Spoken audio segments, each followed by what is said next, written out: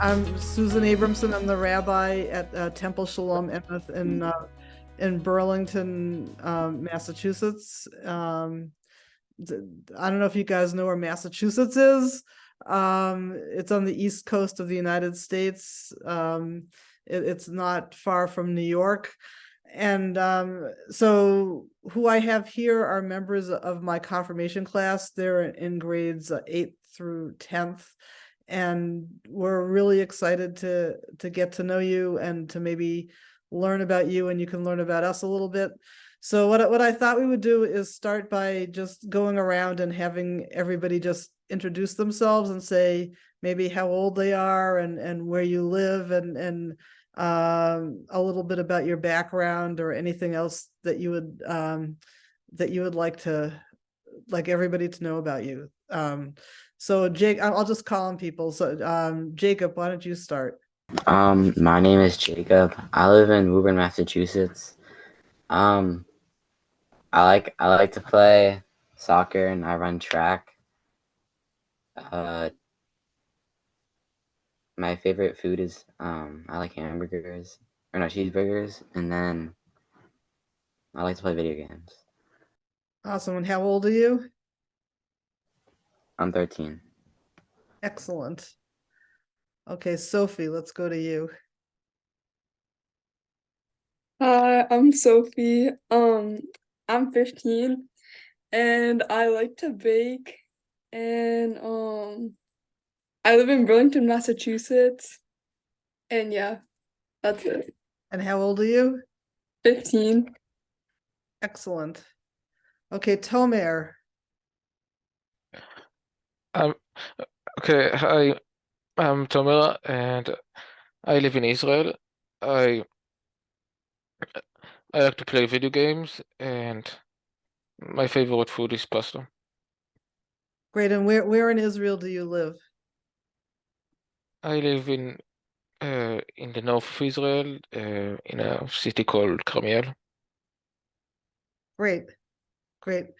And can you tell us a little bit about the place where you live? Is it in the West Bank or is it in the north of Israel? Where exactly?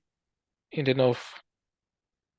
So are you near the Lebanese or Syrian borders? Uh, it's a little bit far from there. It's not very close. It's in the Galil, which is uh, pretty far from there. Excellent. Thank you. Okay, Matityahu, do you want to go next? Okay, so hi, I'm Matityahu Gadborchov. I'm 16 years old, 10th grade. I'm learning at Deshelit High School at Rehovot. I am a vegetarian and I like history and prehistory. And I also like video games, mainly strategy and history. Excellent. Okay, Hala. Mala, 19. What I like photography and cooking. And I live in the middle of Israel, Where specifically in the middle? like 30 minutes away from Tel Aviv. Excellent. Okay, okay, my screen just changed. Eden, why don't you go next? Hi, I'm Eden. I'm 14. I live in Burlington, Massachusetts, and I like to paint. And how old are you? I'm 14. Okay, excellent. Um, Shani. I'm Shani. I'm from Yavne, which is in the center of Israel. It's pretty not known because we are a pretty quiet city. I'm on a pre-military movement. I'm very excited about it. And um, I'm 16, and that's it. Great. Thank you.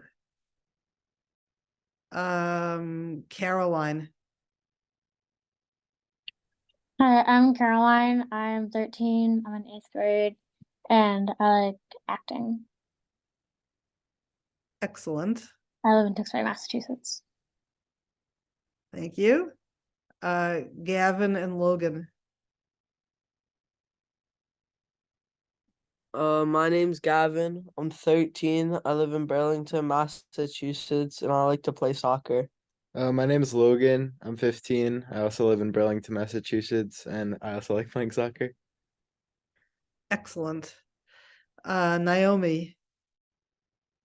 Hi, I'm Naomi. I'm 12 years old. I live near Tel Aviv in a city called Petach Tikva in Israel.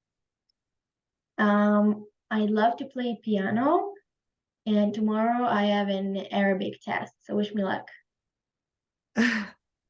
Good luck. I don't know how hard that is. All right, Luke. My name is Luke, and Wait, I'm Luke, 14, and I live in Burlington, Massachusetts. Luke, can you hold the phone so that we can see you? It keeps moving around. My name is Luke. I am 14, and I live in Burlington, Massachusetts. Excellent. Can you just hold the camera so that we can see your face? I have to stick the phone in my ear because it's really loud. Sorry. Just trying my best. Sorry. Okay. Oh, and Luke, did you say what you like to do? I like to play soccer. Okay, great. All right, so I wanted to know if anybody had wanted to start off, if anybody had any questions for each other, or like things that you would like to know about somebody living in Israel, or somebody living in Israel wanted to had any questions about us. Just feel free to unmute, or okay, Luke, go ahead. Unmute though. Is like, what do you do in your free time in Israel? I can answer. Okay. In my free time, I like to spend my time with friends. Sometimes we go to the park, meet at each other's house, or go to the mall.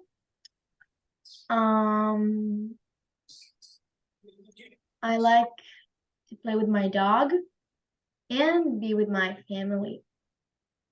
Cool. Beautiful. Shani. I think it's very depends about the age and the city that you're in. I mean, in my city, you don't really have anything to do. Like, we don't have big malls or anything. And if we had, then until preschool, we already been to all of them and did everything you can do in this city. So we do a lot of a lot of the youth movement. We have a really big scout in our city, and we have, I think, for military movement. And we just do a lot of things for our free time to relate to our community, because we don't have too much else. But it really depends about the city, because if you go to Tel Aviv, then they won't tell you that they go into youth movement because they don't have anything to do. That's so interesting. Thank you. Yeah, it really depends where you live. Like I live in between the city and the nature. So sometimes we go hiking, sometimes we go to the mall. So it depends on the mood, and it depends where you are at. Yeah, like in my city, we don't have anywhere to go, like go hiking. We don't have really nature in here. I don't know if that's good or not, but it's especially like malls and yeah, malls. So you have malls. A lot. Yeah, it's Petach Tikva. It's only just a city, or just a normal city. Interesting. Yeah, Shani. We have like the city, like the entire city, and they build it around like dunes. So it's pretty sketchy to go on at night. But once I like did a picnic with my friends, and I don't go there often, obviously, because I don't really have anything to do in the dunes on my own. But I just say it's really fun. It's really fun just to freshen things up. You know, you take a few friends and you go to the dunes, make a campfire there, and sit around. Like, it's nice to have things this close to home. Like, I can go like 15 minutes and I can go into completely different thing. Did you say dunes? Dunes. It's like sand. It's basically mountains of sand. Yeah, that's what I thought you said, but I don't think I've never been in Yavne, like the place where you live. It's interesting, but like I know a friend that, do you know what is that Park Hayalkon? It's in Tel Aviv, Park Hayalkon. that's a big park? Yeah, so it's like it's really cool, and like my friend's house is like on the park. If you go outside and go to the park, and it has like so many trees and everything. So if you want to go hang out with friends, you go there, and it's just so fun. And I just can't imagine that, because in my city we just have like a small park near my house, and the city is not beautiful. That's the problem. But you like to just hang out with kids in the park. Like when I was young, we were always in the park. Like I see my little sister, and when she hangs out with friends, they always go to the park and like buy ice cream or something. Yeah, that's what we do. Excellent. Anybody else want to say anything? I have a question for the kids in the US. Perfect. How did you hear about everything like in Israel? How are you in this meeting? I mean, So you want to know how the kids from here heard about what's going on in Israel? yes, and also like, are you in that Zoom, and like how do you know Steven maybe? Okay, so I should explain, and I'll let them answer, but I'll just explain that the kids from the US who are on this call are in my class. I teach a class for kids who are teenagers.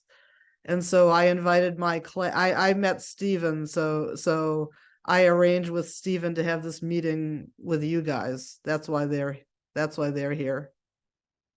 But does anybody from my class want to say how you found out about what's going on in Israel or anything about that? Eden.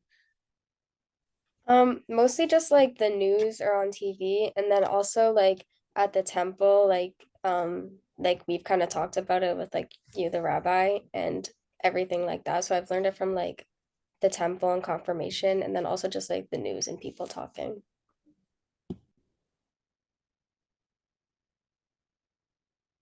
Anybody else from my class want to add?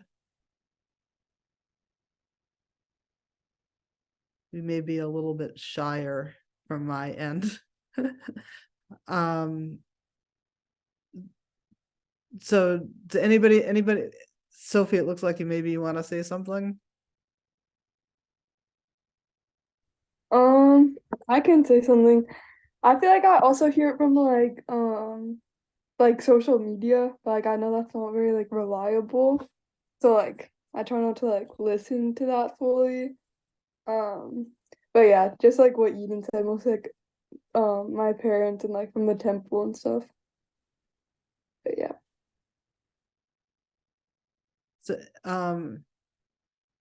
So anyway, so one big difference with the kids on here from my class and you guys in Israel is that, I don't know, does anybody from Israel belong to a temple, or are there people here who are Muslim who might go to a mosque? Yes, I am. What did you say? Go to what? A mosque, a masjid. Yes, I do. Shani.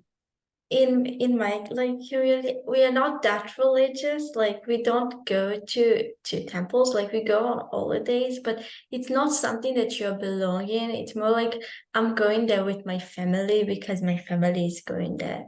But I can go into this side, into this temple, one holiday because this side of my family is there and we celebrating with them. And I can go to the other. I don't belong to any of them. I just know that they will accept me. Like I go there because of my family, and which side of my family do I celebrate? So there's a difference between the two sides of your family? Yes, one of them is like more, how do you say it? Less religious. They some of them don't save kosher. I do personally, and the other one are really charedim. So they do everything basically.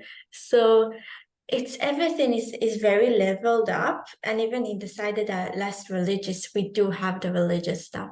Everything is kind of like messy, and it's like putting on 20 personalities at a time because you don't really know what you're gonna get. But I don't feel like I'm going on eggshells because they're still my family, but you still would wish to respect them.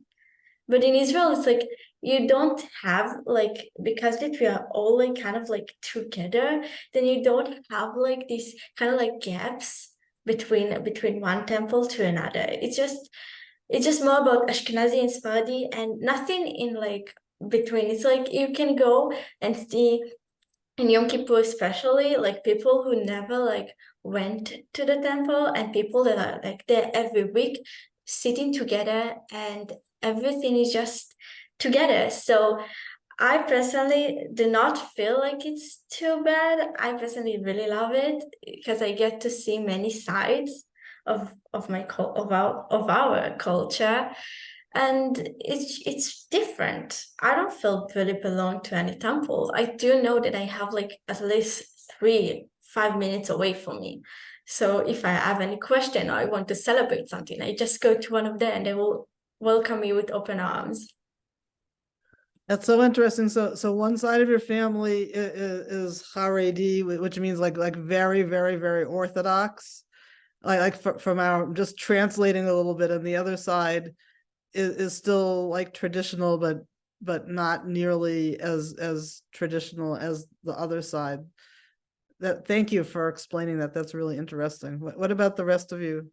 Like in my city, the community is pretty like the same. We're not really like religious, but there are families which are like traditional.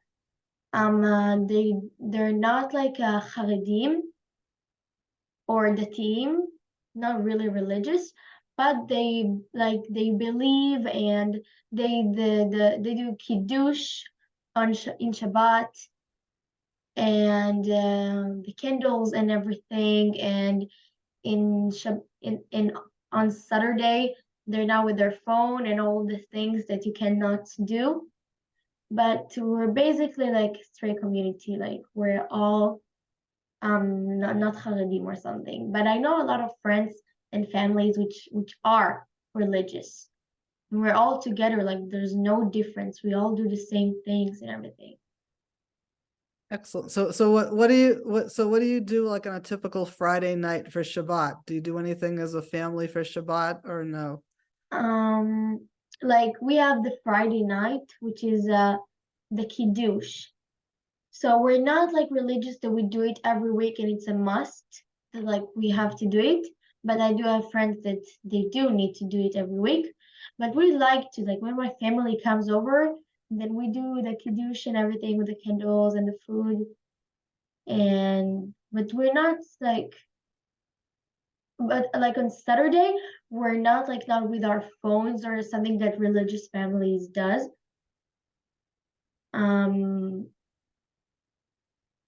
So we're pretty like the same. Excellent. That's so interesting. Tomer or Hala, do you want to? I just wanted to add, you asked about the Muslim community. Yeah. We don't belong to one masjid or mosque. We can go wherever, whenever. So we don't belong to one. We can go anywhere. to pray. And so how often do you do that? Usually. Like it's I only go to 1 day a week. It's on Friday, so that's it. And yeah, we can pray 5 times a day in our house, like at home.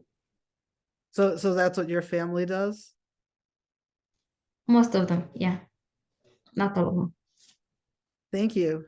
You know what? That's also interesting for me because I don't hear a lot about the Muslim communities because I live like I don't think that in my city there are a lot of Muslim communities, but it's interesting to hear about it because it's different culture and different things like I know. Yeah, I know. Like my everyday life is with Jews, and I live, I work, I study with Jews. So I'm the only Muslim mostly there. So it's interesting. Yeah. So how the place where you live, it has a mixture of Arabs and Jews living together? No, my village, like I live around Jewish people, but my village, I only Muslims live there. Oh, but you travel a place somewhere where you go to school and interact with Jews? So your school is with Jews. Yes. And where do you live again? Like 30 minutes away from Tel Aviv, which is Jaljulia. I live close to Naomi. Also, do you guys know each other? No, we don't. Do you guys like Hala and Shani? Do you know who Steven is teaching you or something? Because Steven is my teacher because he lives in Tel Aviv and he teaches me and other people in Petah Tikva. They have their office in there. So I see him like every week, maybe on Zoom and maybe like in Petah Tikva. So I do know him. Yeah.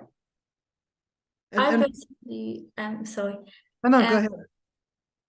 I personally don't know him. I came here for my diplomacy major, and they just told me like, yeah, look, you don't really have anything to do right now. Like you can go to school and stuff. But it was really in the first of the war, like when we didn't have school. So they told me like, yeah, you can go there and talk with people. And I was just like, oh, okay.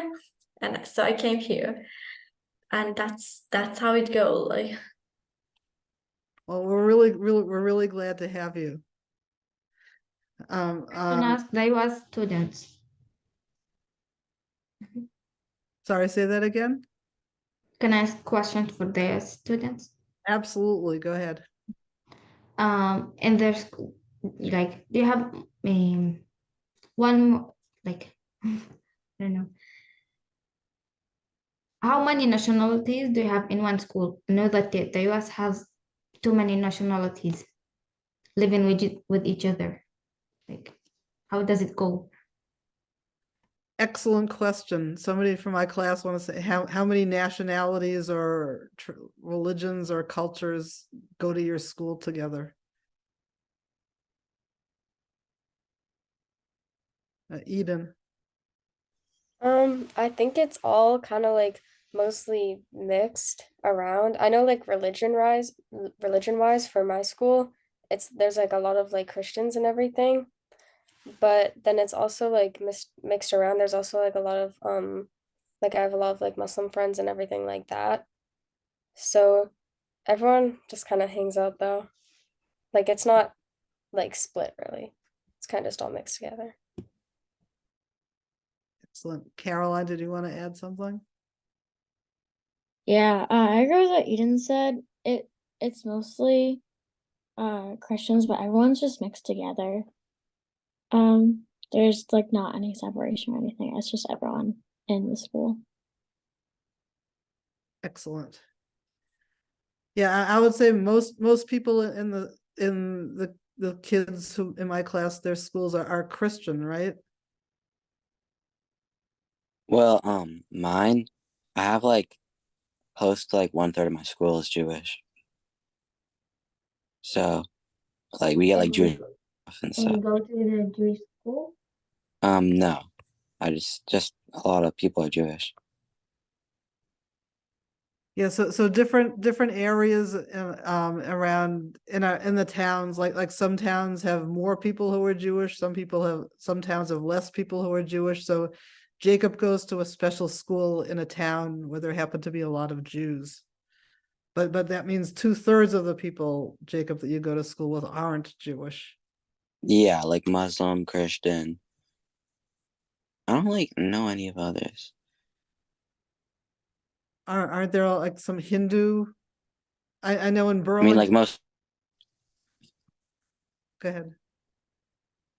What? No, I was just say most likely, yeah. Yeah, and Gavin and Logan, what about your school? From my experience in the middle school, there's like very little Jewish people. I think in the middle school, I'm like one of 5 to 10 Jewish people. So Our school has like a lot of diversity, I want to say. Well, there's like a lot of white people, like a lot of Christian, but there's also like people from like other religions and like other parts of the world, which is cool to see. Like I have some friends who came from like Brazil, so I like play soccer with them from time to time, which is nice. great. In my school, there's a lot of Jews, like a lot more than I'd expect because when I was in middle school, there weren't many, but I'm in a new district, so there's a lot, which I didn't expect. Excellent. All right, so anybody have other questions? I thought that was an excellent question. Shani, go ahead. We as in Israel, the Jews doesn't really understand anti-Semitism because we are all surrounded by Jews. So my question is, do you ever like experience sometimes maybe even dirty looks, not really like a full-on lynch, like just some sort of anti-Semitic um just some sort of anti-Semitic like thought of somebody like. Excellent question. Somebody want to answer that?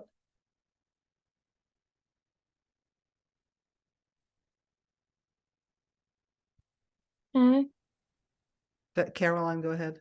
Yeah.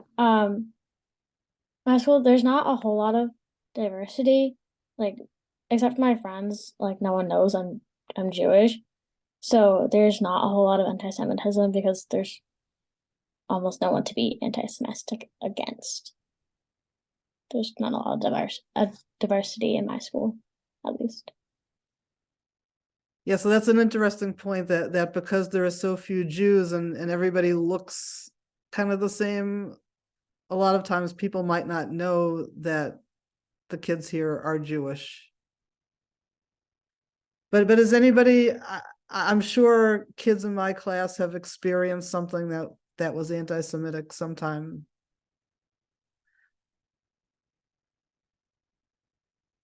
Anybody want to say? Eden.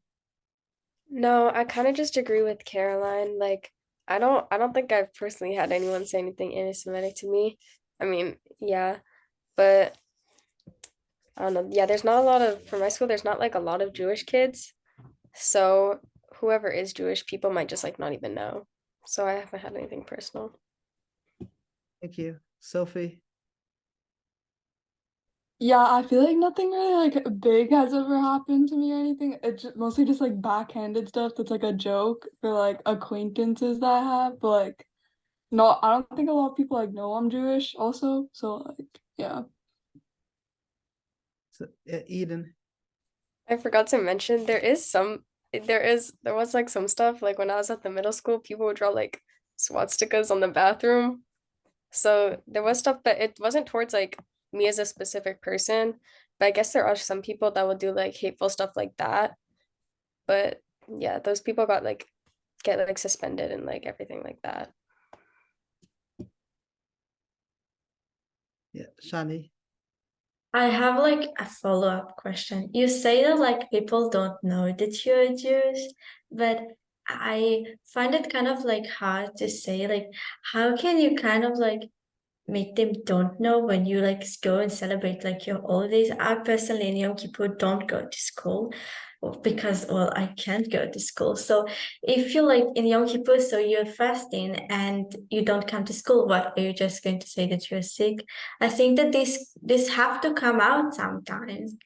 I personally like just find it like I think that when I will go to someday, I will just say like, yeah, I'm Jewish and that's what's up. I don't think that they're personally like hiding it. I'm just saying like, how can they not know it? Like your close friends should probably know it. Excellent. Sophie. Yeah, like I don't know. I think it's because like I take off like the holidays off too and everything. But like most of the time, like unless someone asks me, like I'll tell them. If someone like asks me like, oh, why are you absent? I'll say like, oh, it's a Jewish holiday. And then they'll be like, oh, you're Jewish. And like all my close friends know and like all the like people I talk to, but like I don't know. My school's kind of big, so I feel like most of my grade like doesn't know. Cause yeah, I just don't talk about it unless like someone's talking to me. But yeah. Thanks. Excellent. Eden. Yeah, I agree. I'm not like hiding the fact that I'm Jewish. Like if someone were to like ask, I'd be like, oh yeah, I'm Jewish. And I would also take off for like Yom Kippur. And if someone's like, oh, why you're out, I'll be like, oh, it's just a Jewish holiday and everything. But and like yeah, all my close friends know, and like a lot of my friends know, but just like some random person at the school is not gonna be like, oh, Eden, yeah, she's Jewish, and be like anti-Semitic. People just yeah. It's just not like a huge known thing because there's like a lot of religions or whatever. Thank you. Naomi.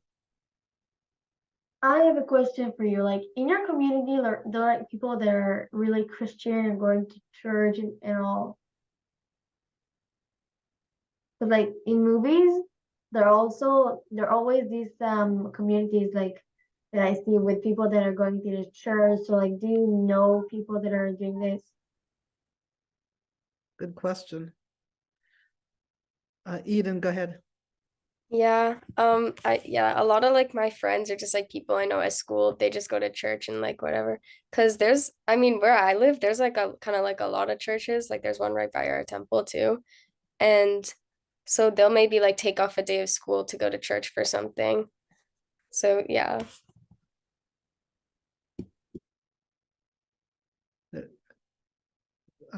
Caroline, go ahead. So like as like most of the majority of students are Christian for the most part, like we get off, like we take off, or there's no school on days that are like the holidays, like there's no school for Christmas, which is like a Christian holiday. So most people are, but I know like a lot of people that are Christian and go to church, but also like a lot of people that just aren't religious. Yeah, I also want to add that some of my students have a parent who's Christian.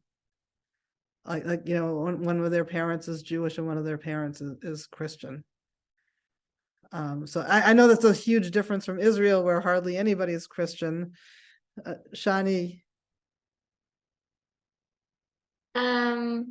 I have a question about the school. So you say that like most of the schools are like Christian and like going following like the Christian holidays.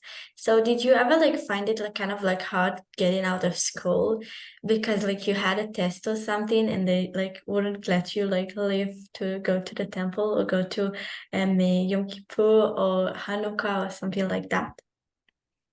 Great. Sophie.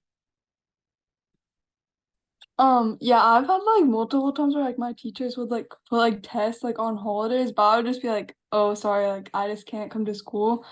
And like one time my teacher like moved it for like the Jewish kids in my school, but like there's not that many, so like for them it doesn't really matter enough, and I just have to like retake it after school or like during my study hall or something. But yeah, they don't usually like get mad at me. I just have to like redo it.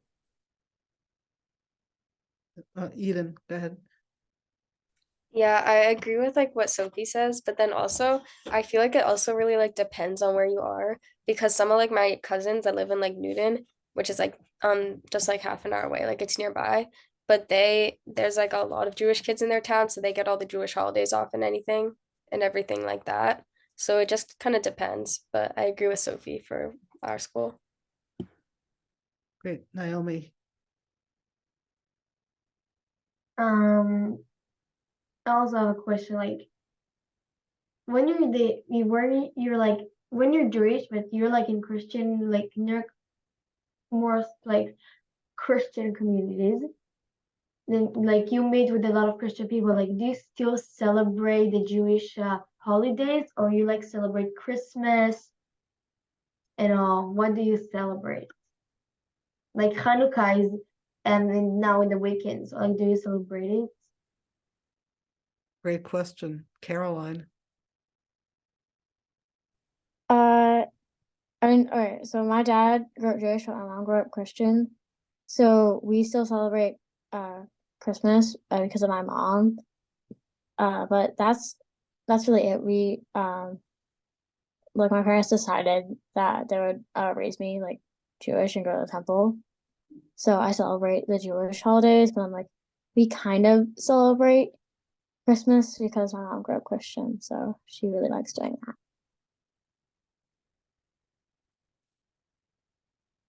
Great. Jacob, you want to say something, or Gavin, Logan?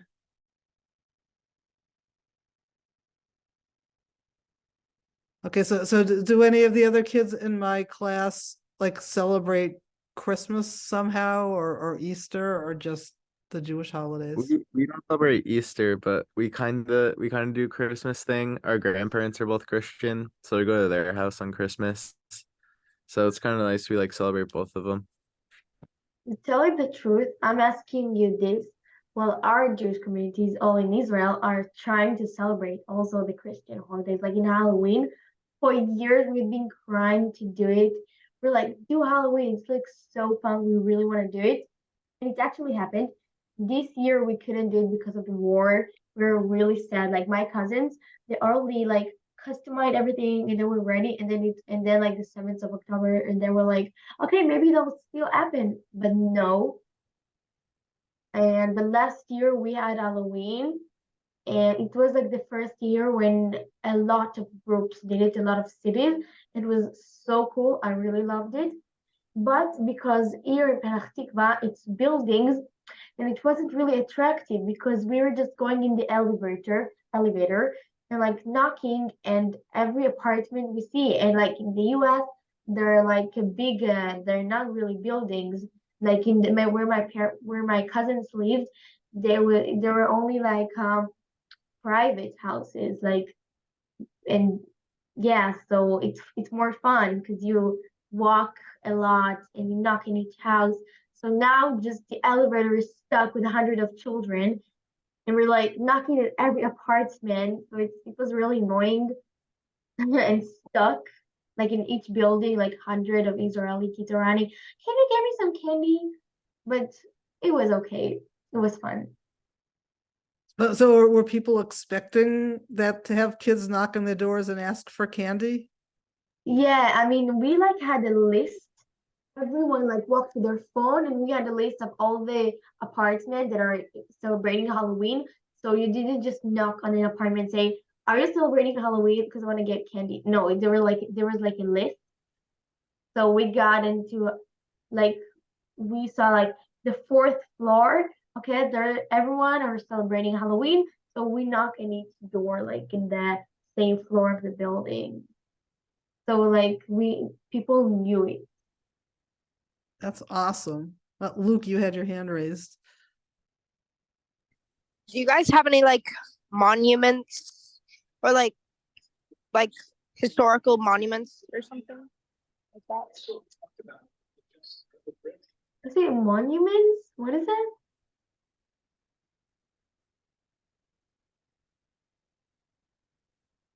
it? You mean like statues? Like, yeah. Like, what do you guys learn in history? If you have History? Wow. We learn well. We have a lot to learn about the history. I am in 11th grade, and we just learn about the Holocaust. We learn also about our history in Israel. We learned it. I learned about the wars, like my grandpa participated in 5 wars from when he was 17 and a half. And I learned about the words, and then I just like got to tell him what I learned, and then he was just like, yeah, and that's how we did it. And he went and explained to me that, and I find it really, really nice. We have history to learn in Israel. We're pretty young, but we do have histories. And about statue, I'm not really sure about it. We do have some statues. It's more about how do I say it? Wait, I need Google Translate. I'll be back in a moment. I can tell while you're looking. Wait, what is that? Squares. I just found it. I'm sorry. We have like this squares, which like we have like the Rabin Square, which is like the famous square, and like all of this in Tel Aviv, and we have history. I mean, we are young, but we have way too many history. Like I'm going to an history book, which is my final exam, and I wish we didn't have that much of an history. I wish. Yeah, I'm gonna call Matityahu, who's been. Thank you. That's awesome. Yeah, I think that like when you question about monuments, like in Israel, you need to be very specific because like there are just so many. You need to specify what period, under what ruler, under what decade, because like if you go like in different cities and different parts of Israel, it could be different. Like you have cities that have been only like a couple of years or 10 or a couple of decades old, and you have cities that are maybe the oldest inhabited cities in the entire world, like Jericho. Or if you go to highly dense with history and politics and religious conflicts, such as Jerusalem. Like my favorite story is that, like, if I remember right, there is the most important church in Jerusalem, and I think in the world, maybe not in the world, but I think I remember it was there is a big church, and there is a ladder outside of a window there, and that ladder hadn't been moved for the last 400 years because of political and religious conflicts about it. No, because like the church is divided to areas of the different segments of Christianity. So you have Orthodox, Catholics, and Catholics, and so on and so on. And nobody have any zone about the outside of this specific window, so nobody can actually move this one ladder. And when everybody tried, this is immediately triggered conflict. So the immediate solution was just don't move it. And thus it stayed there for 400 years. This is how stupidly dense in history like this area is. So yeah. I can also tell what do we learn in history. Like Shani said, the Holocaust is a really important subject. We could not miss it. Now I'm in 7th grade, and like we don't learn history, but in elementary school, when I was like in 6th grade and 5th grade, we had history and geography. And like in history, we learned about maybe like the Greek history and Rome, because there are things which are connected into Israel in there, but also like not because of that. It's like in our book. We also learned about the temple and all the like things which are connected to the Jewish holidays. Like in Hanukkah, there is a story behind it. So we learned it all already. The Holocaust is a really hard subject, but out of the point that we learned it in history, my family is all connected to it. Like the parents of my grandparents have been in the Holocaust, so it's like in all my family. So every history class, like I'm already bored because I've already heard all the stories. And like there's a day when we mention that there like been a 6 years since the Holocaust, and we talk about it. So there are people that are not doing a lot of things about it. Like my family, in the day that we mention it, they're coming to our house and or to another one in my family's house, and we talk about it. And last year when we did it, my grandma brought to all the Jewish people, they were putting like yellow signs, a Magen David, and yellow stars. yeah, so they were putting it, and my grandma has an original one. It was her mother's when she was in the Holocaust. It's a real one. And she like showed us this, and I touched it also. And it is really interesting, but also like in history class, of course, that we learn about, like every child in Israel like should know about it. Thank you for adding that. And thank you, Matatyahu. That was amazing. Shani. I think that today the Holocaust still takes like a big part of our country. I think our country isn't perfect because it was built on the Holocaust, like it was built on that specific event. So everybody that built our constitution, I think our laws, they was there, like they did it because they thought we need a Jewish country. There will be nothing but a Jewish country. There will be nowhere where we can be safe. That's why we have a lot of laws. Today I look at this and I say, wow, it's idiotic.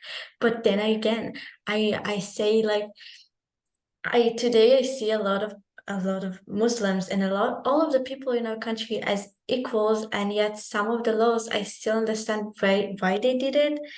And I had my grandma's uncle was in Auschwitz and he died a couple of days before the war. I don't want to say I'm glad he died. I just don't want him to see it, to see what's happening right now, because he had like the entire like numbers on his hand, and he almost never talked about it. And 2 years ago, he did a recording of everything he'd been through, and I still till this day can't hear it, because I was just like, it's different when you hear them, but it's like it's so close to you. Like it was from my home, and a lot of people in my family today died from it. So we didn't move on at all. Like it still happens. And to tell you the truth, I don't think, like I used to think like, yeah, I'm going to go and I'm going to study abroad, and I'm going to see other cultures, and I'm going to live other life. And telling the truth, I'm afraid to leave this country so much, because you see today, and sadly, we only see the bad side. The bad side is the side that comes to our social medias, that come to our television, to come to us in Israel. So we only see the anti-Semitism, we don't see the coexistence. And I'm so afraid to leave this country. And telling the truth, I think that I kind of like don't think I will leave this country. Not right now. So you're afraid to leave the country because of the anti-Semitism in other places? We see only the bad stuff in our country, because as you see, the news report only the bad side. Like I used to heard, like somebody said, the bad side is the one that you hear, and the good side is the one that you need to look for. So we don't have the way to look for. And tell the truth, I see a lot of coexisting in Israel between between that and that. But the good people are always silent. So when I look at the world outside of Israel, it just this woman they tried to kill her in French, and they did the Nazi symbol, and this one they beat him up while he walked to his class. This one, it was yelled at shame, and we just see all of the bad stuff and like all of the bad comments, and we don't really get to see all of the good side. To tell you that I will never leave this country, it's an exaggeration, but I don't feel safe anywhere else. To tell you that this is the safest place on the world, no. But I have you in my community, the Jewish people, and I know that if we fight something, we're fighting together, and that I'm not alone. Wow, that was Sure. amazing. I Naomi. agree. In the last weeks, because of everything that is happening, we have really hard thoughts about getting running and escaping from the country and flying to another country. I think that's a wrong step to do. I mean, each one will do what he thinks, but I think we should stay here in our community and support each other. Also when it's so scary and you don't know what will happen tomorrow. Like in these days, I can definitely say it. Like there was one day when everyone was sure that nothing will happen. I met with my friends at the evening, and there was a siren, and we were all so afraid. Like I'm kind of used to it. It's actually pretty fun to talk about it. Like I also have dance class, and I had dance class, and there was a siren, and no one could hear it because of the music. And parents started screaming and yelling, "There's a siren! Everyone come here!" And we ran. So I'm kind of used to it. Like if there's gonna be a siren tomorrow, I'll probably be afraid because we hadn't any sirens for 1 week or 2 weeks because we had the break, and then I think there are sirens, there were sirens today in Tel Aviv, maybe, I'm not sure. Like in Petah Tikva we don't have a lot. But anyway, about what you said in the Holocaust, I think it's really connected of that we're going through right now. Things things that are happening are horrible. We can totally compare it to other things that happened. Like my family's history, like my grandma had as a mother that said there were 9 children, 9 girls in the family, and 7 died because of the Holocaust, and also the parents. And it's so connected of everything that we're experiencing and going through right now, because there are families that died, there are families that got kidnapped, there are children that got kidnapped with their parents, and they only come back, and they came back to Israel without their parents. I can't imagine what they're thinking right now. They're imagining their parents in Gaza with no food, with anyone they could talk with. There are also family members that weren't together. They're in different places in Gaza. And my dad is in the army. So he doesn't want us to hear a lot about everything that is happening because it's much horrible than everything that our brain and then our heart can feel inside. And when every day when we mention the day when we mention the Holocaust is a really hard day for me, because I imagine my grandparents are being in such a horrible place with horrible people.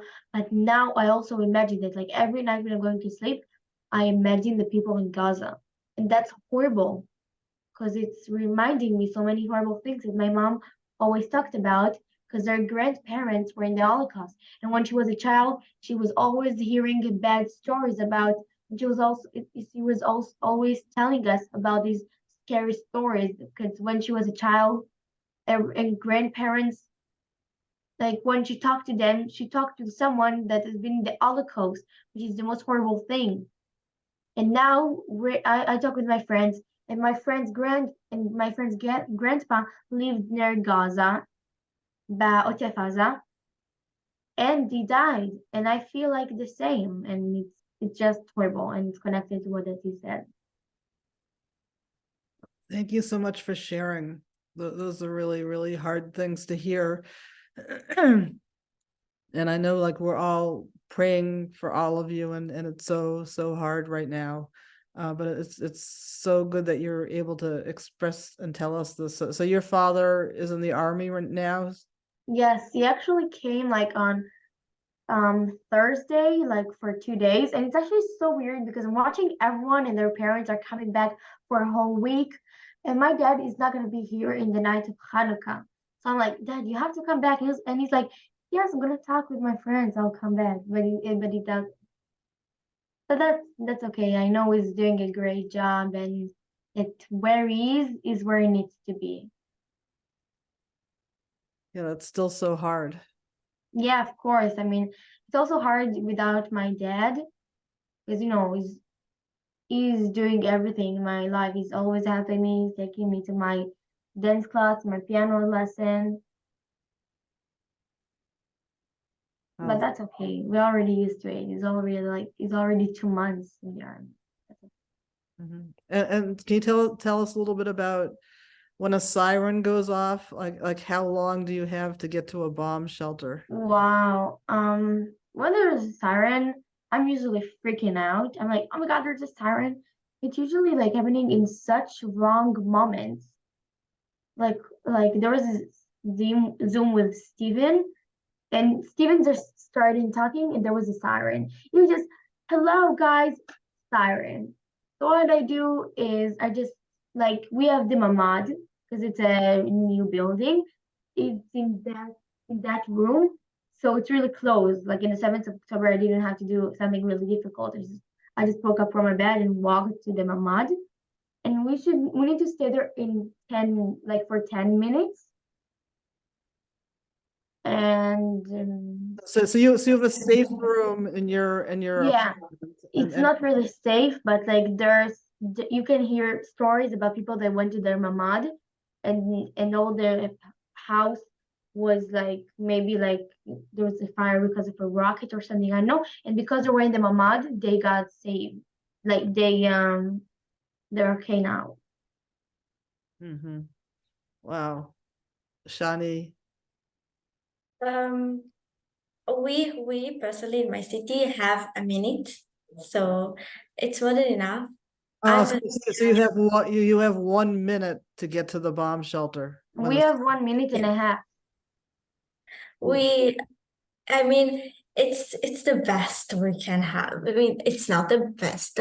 I mean, you see, we have a minute and a half, and there's people with most, but the people that like in the kibbutzim that were attacked had always like 15 minutes. I went 2 years ago to one of the kibbutzim. We didn't have sirens. Did you mean 15 minutes or 15 seconds? Yes, they have 15 seconds.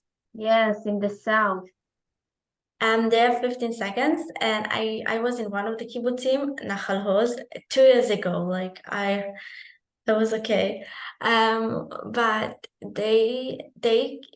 what had happened is that one boy, he was 4 years old, and he couldn't get in time, and he died, and a lot of people left the kibbutz from there, and I actually wanted to live there, to go there to Mechina, which is kind of like a pre-military school, sort of, and it's for 1 year before the military.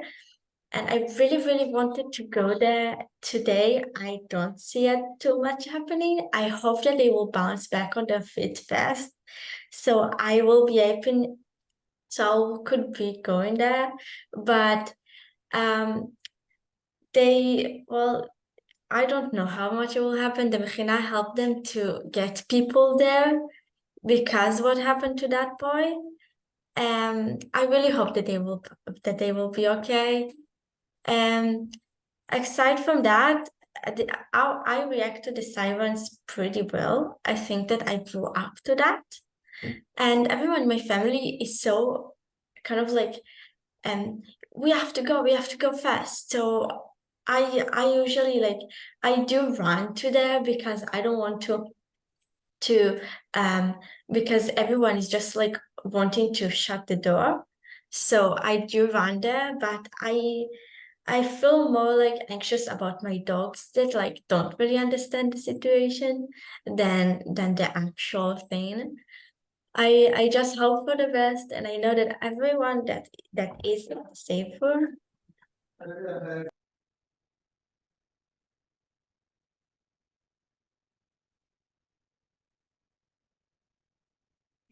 You're I'm on. sorry, it was my little sister. So I know that everyone is safe in our safe room, and that if something will happen, it will happen only to our only to our material stuff, and practically I don't really care about it. Every photo I had, we have it in digital stuff, and everything else I can buy. And even if I can't buy it, as long as my family there, I can make new beautiful memories with new beautiful stuff. So you have a safe room that, and okay, yeah, Sophie, that was amazing, Shani. Thank you. You know, like my grandparents, they live in Ramat Gan. It's also like in the center of Israel.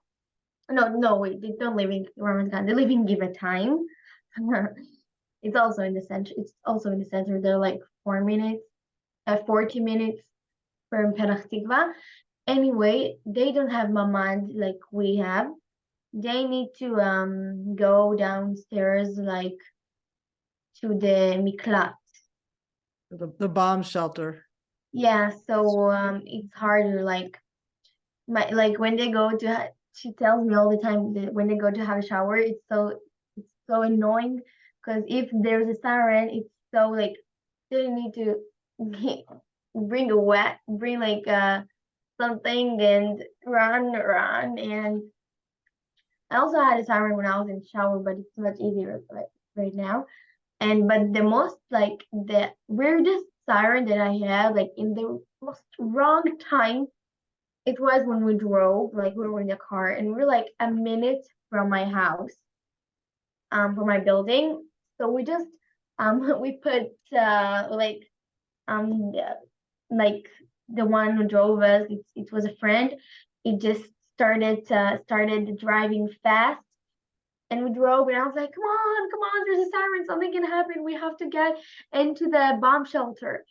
So then we went to the stairs room. There's like a room that the stairs go in the building, and it's like a bomb shelter. It's like the mamad. It's also safe. So we just drove, and we parked like not even in the parking place. We just parked somewhere, and we just got out of the car and just ran to the to the stairs room. And it was like it was so scary because I never had it. Like even though that like 1 year ago we also had sirens because the Hamas also did things. And there were Tukeitan when I was like 5, and also my dad was in the army. But it had never happened to me when I was in the car, so it was pretty weird. And thanks God we were like 1 minute ago from here. So scary. Shani. Yeah. I'm always so scared that it will happen. I'm like crossing my fingers. Please, I don't want a siren to happen. If I'll have to, because if you're on the road when there's a siren, you have to get out of the car and like sit or lie down on the road. Lay down like and do like this with your head, hold your head like that. And I don't want this to happen. I'll be freaking out. So thanks a lot. Thank you so much, Shani. I think that the most stressful one I had was in school. So it was like, I think my first time. I'm like 11 years in school, and it was like my first time that it happened in school. And my school is really, really old. It's like before our country was born old. Like it's from people from the US who would come, philanthropists would come and build like schools and hospital. So it's from that money. it's really old. So our school kind of like got connected the two schools that they've donated a couple of years ago. So you have a lot of students and not enough of shelters. So it was really, really scary. Of course, they didn't just risk us and let us all in school, all in our school. It was only my class, but it was still very, very scary because I wasn't with my family. I didn't know where my family are. I didn't know if my dogs are my dogs okay. Like they're alone. They don't have anyone to close the shelter. I think it was the most stressful one, and I didn't really was afraid for myself because I was in the shelter. I was safe. It's just the not knowing that everyone is okay. Yeah, Exactly, yeah. But actually, I'll tell the truth. Students from my class want that there will be a siren in school for also for missing the class, and also that's some drama. School's boring. There's like in the Zoom, if there's a siren, we can like tell you have to be 20 minutes in the mamad, so we'll just come back, and you never come back. But it still didn't happen. So yeah. I actually remember that this is many, many, many years ago when I was in high school. It was during the Vietnam War, which you might not even know about, but there were a lot of bomb threats in my high school because people were protesting the war, so they would call in bomb threats, and we were so excited to get out of class.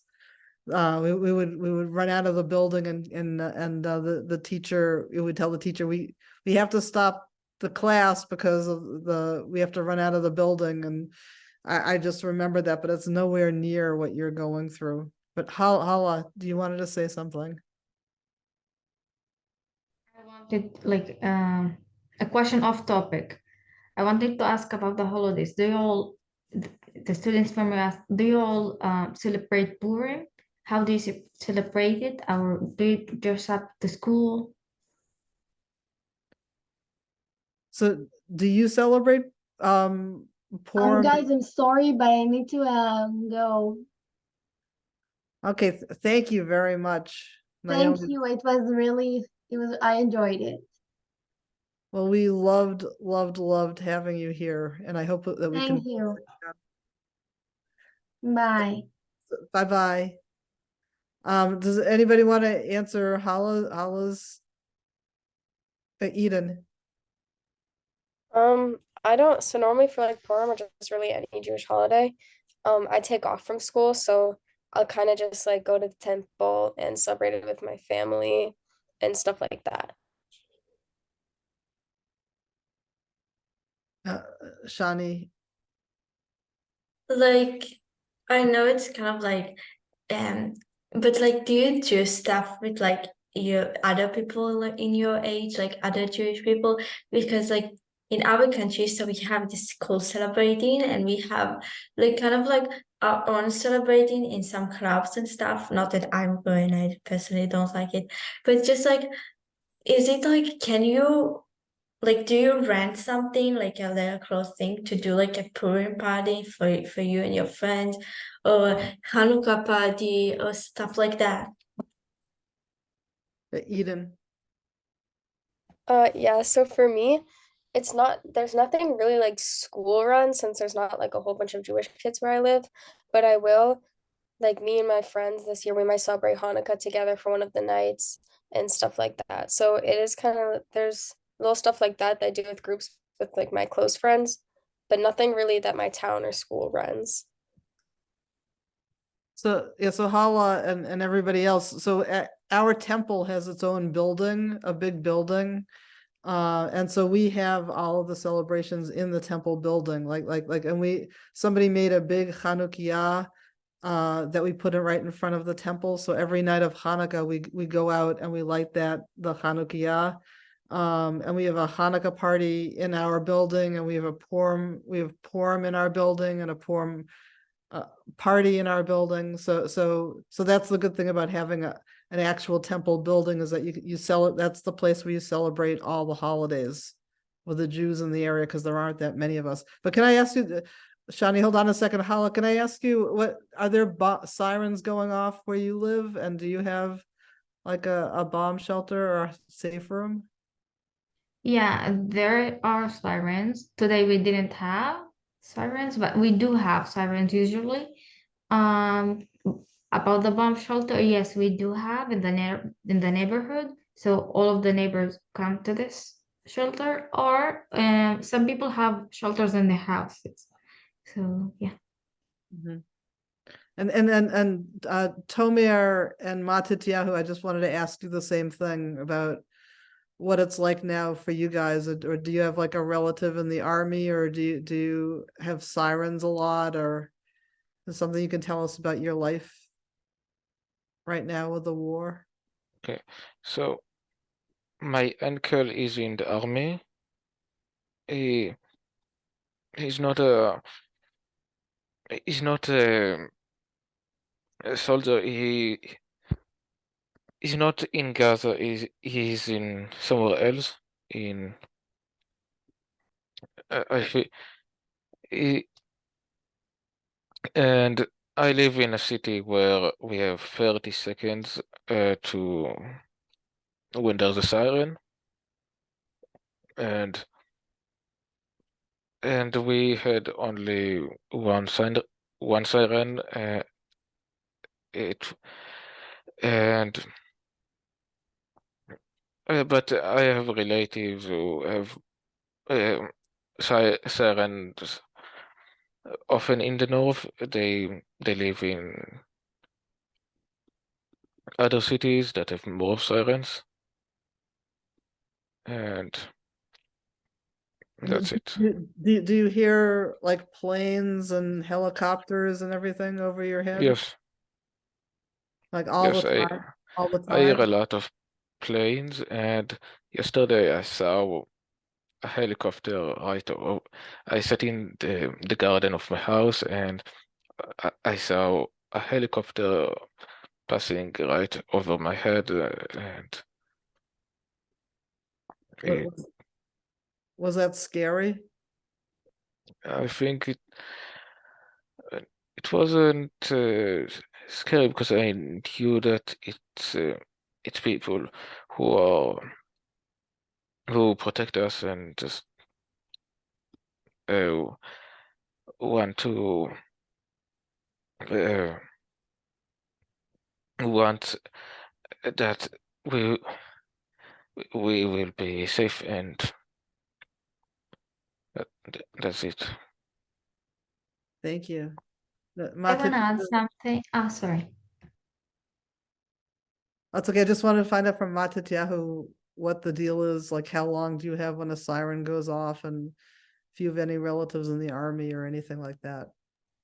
Personally, I don't really have any family members in the army. I do have relatively a lot of time, a minute and a half, which compared to like 15 and 13 seconds, it's a lot.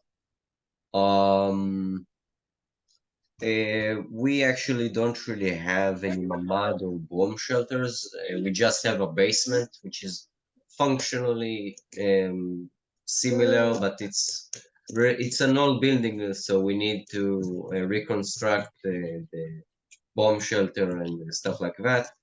But to me, it's mainly like making sure that all of my family have entered into the basement in time.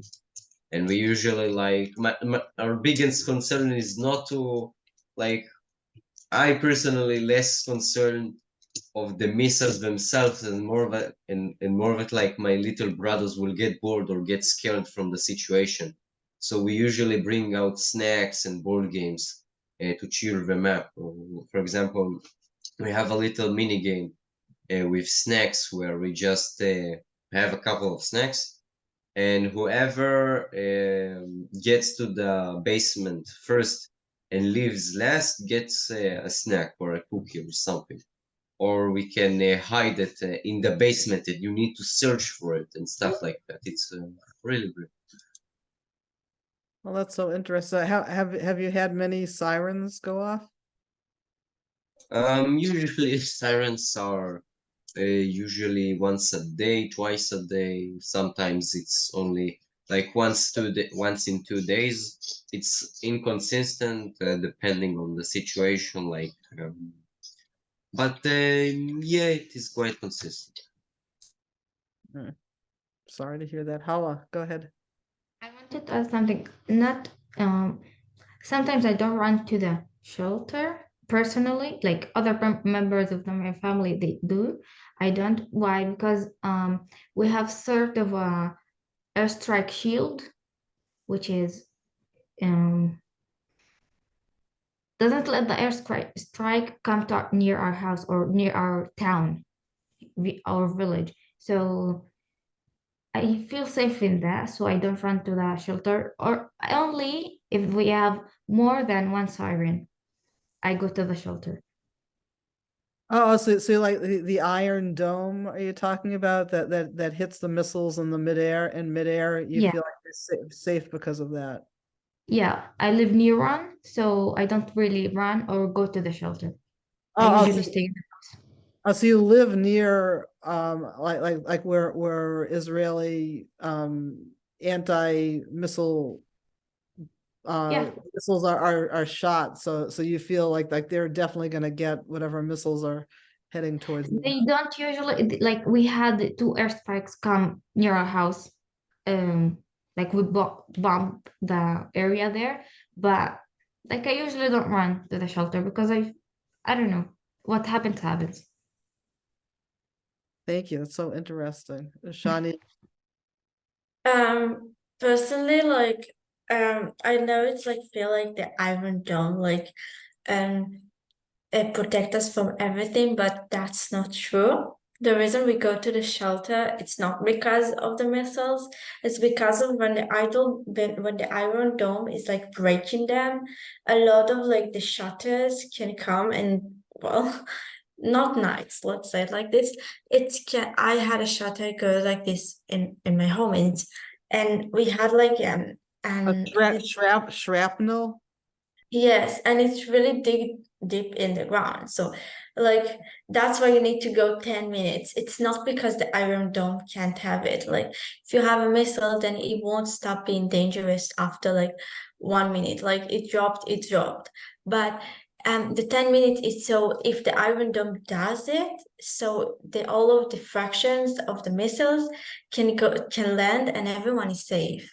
That's why you go for 10 minutes and not like 1 or 2 minutes, even though, like, let's be real, nobody's really going 10 minutes unless I'm like in school. We usually like my family can't go for like more than 2 minutes. We're like 2 minutes, all right, the siren is off, let's go. It's bad. I'm not saying that what we do is true. It's the reality. Right. So you're saying that even though the Iron Dome might get the missiles in midair, like all of the material, all of the shrapnel falls down, and you said it landed pretty close to your house, and it can also really hurt you, because like this iron, like metal, these big pieces of metal from the bomb are falling down. They aren't just disintegrating in midair. It's like all of it is falling down. Yes, that's basically the reason why we still go, even though the Iron Dome isn't magic. I mean, it's a miracle that we managed to do it. It's still not magic. Like the danger still happens, even though the Iron Dome. As much as I would like to just say like, oh my God, the Iron Dome, what did we invented? It's magic. It's like the cherry tomatoes. It's amazing. There is nothing bad that could happen now. We are so safe. I want to say it. We can't really say it. The reality is that I'm doing what the army like. I don't know how really I'd say this unit, but I'm just doing what we are told to do. I'd rather be safe than sorry. Totally. Yeah. That's so smart. Okay, so I think it's we've been going for an hour and 24 minutes here, so I think we should end this net for now. But this has been just amazing, and it's so nice for everybody to be together and to learn from each other and to hear. It was just incredible for me to hear like Shani and Hala and Matityahu and Tomer, like everything you had to say. And I know that the kids from my class learned so much, and I would love to do this again sometime soon, if that's okay. Do my kids want to say anything before we say goodbye? I'm going to say thank you so much. Yeah, this was like, it was like fun to like see what you guys thought about everything and like how you maybe like live your normal life. So Thank you. Yeah, So I agree. And just thank you for like sharing everything. Thank you for like coming out to like tell us about yourselves.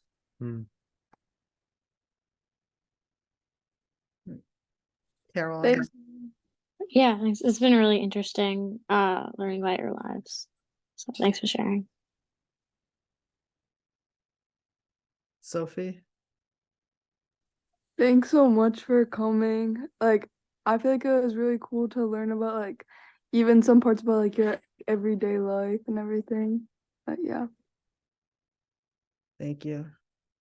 Okay, anybody else have any last words? Shani. Thank you for listening. Not a lot of people are willing to do it. I know it's more about the way that you raise, but I also know a lot of people like I'm just like, yeah, listen, I'm like 16. I have like I'm living my normal life. I'm not like the Satan that you used me to be, like you're a Zionist, you're evil.